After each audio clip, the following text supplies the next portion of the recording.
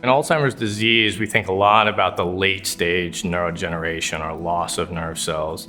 But in this case, we know others have identified really early changes in other cell types in the brain, in particular these astrocytes, that we think are initiating and driving the progressive loss of nerve cells over time. And so it's our hope that we can develop medicines that can stop this early transition of astrocytes into this neurotoxic state, and that would have really a huge effects on preventing neurodegeneration and ultimately improving the health of patients with Alzheimer's disease. In our case, the target patient population right now is Alzheimer's disease as a whole, not necessarily early onset exclusively, but what I think is clear is that we're able to identify patients earlier now because we understand that these changes in other cells are preceding this late stage loss of neurons later in life. And so by being able to identify patients earlier and treat those underlying cellular changes, we think we can have a big impact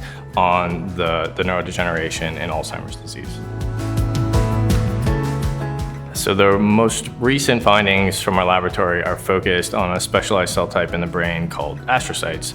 These astrocytes are the most abundant cell type in the human brain, and they have a number of functions that are required for maintaining normal brain health.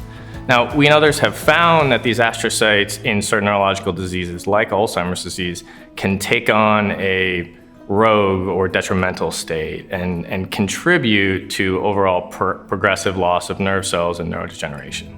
And so our findings recently have identified new potential medicines that can suppress this toxic astrocyte state and be protective for neurons across a spectrum of neurological diseases, and our particular project here is focused on Alzheimer's. So what's unique about the funding and collaboration from the Harrington Discovery Institute is we're provided with experts who have extensive experience across the pharmaceutical industry. And ultimately, this project is intended to develop a new medicine, a first-in-class medicine for patients with Alzheimer's disease. And so in the case of an academic lab like myself, we have a very specialized set of expertise on a particular topic, in our case, understanding these astrocytes in the brain. And so the funding from the Harrington Discovery Institute, in addition, comes with the expertise of a portfolio of individuals that are able to help us to really drive this project forward with the lens of trying to develop a therapy, and not simply just the lens of publishing the next big paper.